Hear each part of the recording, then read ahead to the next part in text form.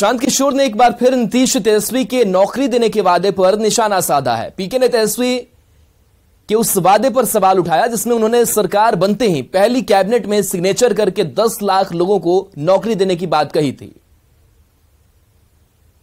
तेजस्वी यादव की बात को तो बहुत गंभीरता से लेने का मतलब नहीं है। तेजस्वी जैसे लोगों ने तो ये कहा था कि हम पहले कैबिनेट में पहला सिग्नेचर ही यही करेंगे, उससे 10 लाख नौकरी मिल जाएगी। तो ये दिखाता है उस आदमी की अज्ञानता कि अगर आपके पास 10 लाख नौकरी देनी है तो भी आप एक कैबिनेट में एक साइन करके कैसे 10 लाख नौकरी दे देंगे। आपके बाबूजी का कोई राजतंत्र थोड़े ना है, इसके लिए व्यवस्था है, क्राइटेरिया है, जब पद होने चाहिए, पद का सृजन होना चाहिए, पद पर बहाली की प्रक्रिया है।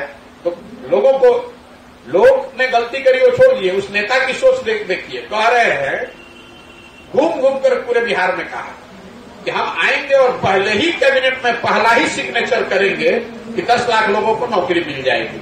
तो मैं इसीलिए पूछ रहा हूं कि भैया कैबिनेट हो नहीं रही है कि कलम की स्याही सूख गई है कि कलम टूट गया है, आप बता दीजिए।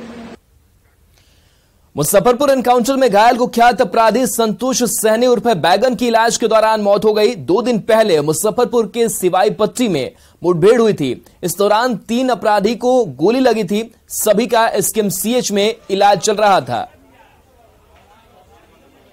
मुजफ्फरपुर के सिवाई पट्टी थाना क्षेत्र में 2 दिन पहले पुलिस और अपराधियों के बीच मुठभेड़ हुआ था, जिसमें पुलिस ने 3 अपराधियों को गोली मारी थी। ये वो अपराधी थे जिन्होंने कांटी थाना क्षेत्र में 27 लाख लूट की घटना को अंजाम दिया था। सबसे बड़ी खबर इसमें यह आ रही है कि उस तीनों अपराधी में से एक अपराधी की इलाज के दौरान मौत हो गई है, जिसकी पहचान संतोष सहनी उर्फ बैगन के रूप में कही गई है। बताया जा रहा है कि संतोष सहनी एक बहुत बड़ा कुख्यात अपराधी था जिसने कई लूट कांड को अंजाम दिया था और एनकाउंटर 2 दिन पहले जब पुलिस के साथ हुई थी तो उसमें पुलिस ने उसे गोली मारी थी और बताया जा रहा है कि आज एसकेएमसीएच में सुबह सुबह उसकी मौत हो गई है। और इस बात को लेकर राकेश कुमार जो कि एसएसपी है मुजफ्फरपुर के, उन्होंने पुष्टि कर दी है। उन्होंने बताया है कि बैगन जो संतोष सहनी जो कि औराई थाना क्षेत्र का रहने वाला था उसकी मौत हो गई है। तो कहीं ना कहीं पुलिस और अपराधी के बीच में जो मुठभेड़ हुई थी उसको लेकर एक बड़ी अपडेट है।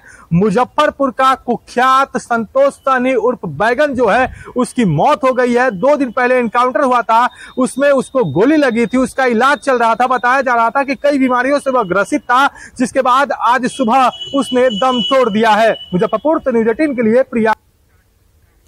सीएम नीतीश कुमार ने पूर्व सीएम जीतन राम मांझी पर बीजेपी से मिलीभगत का आरोप लगाया और मांझी को भेदिया करार दिया, जिससे सियासत गर्म हो गई है। जीतन राम मांझी के बेटे और राष्ट्रीय अध्यक्ष संतोष सुमन ने कहा कि नीतीश कुमार का यह बयान खेदजनक है।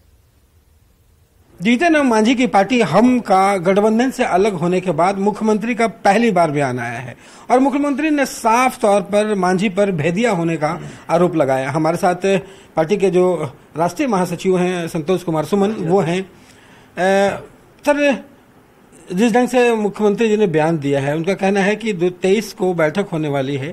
अगर जीतन राम मांझी अंदर होते तो सारी बात जो है वो बीजेपी को बताते, वो भेदिया का काम कर रहे थे।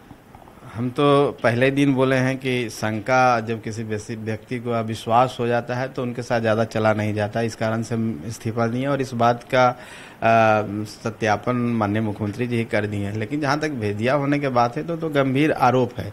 अगर आपको लग रहा था कि हम लोग भेदिया बन सकते हैं तो आप 23 तारीख की मीटिंग में हम लोग कहते हैं कि बाहर रहिए, हम लोग बाहर रहते हैं, आप ही लोग मीटिंग कर लेते हैं। हम कहाँ कह रहे थे कि हम 23 तारीख को मीटिंग में जाएंगे। और इस तरह की बातें तो आज के जो डिजिटल जमाना है, इलेक्ट्रॉनिक और सब सोशल मीडिया है, तो हर बातें तो खबर लीक एक मिनट में होती रहती है। आप जो भी उन बात करेंगे अंदर में तो सबको पता रहेगा।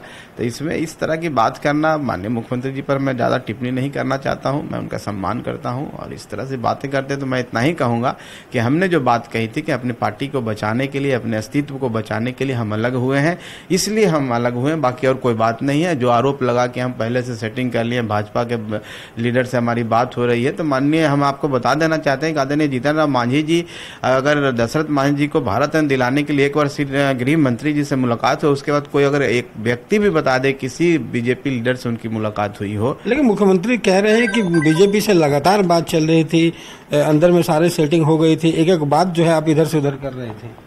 एक तो गलत बात है, निराधार बयान है। हम नहीं इस बातों पर हम सहमत हैं। ये भारतीय जनता पार्टी के नेताओं से तो उनका सॉफ्ट कॉर्नर है ही। एक अच्छा ट्यूनिंग है, इससे कहाँ इनकार किया जा सकता है। लेकिन मेरा कहना है कि बातचीत होने से, किन्हीं के साथ बैठने से, किन्हीं से व्यक्तिगत संबंध होने से ये मतलब नहीं है कि मेरी जो विचारधारा है चेंज हो जाएगी, हम वहाँ चले जाएंगे। ये तो ये तर्कहीन बात है और इस बात पर कोई दम नहीं है।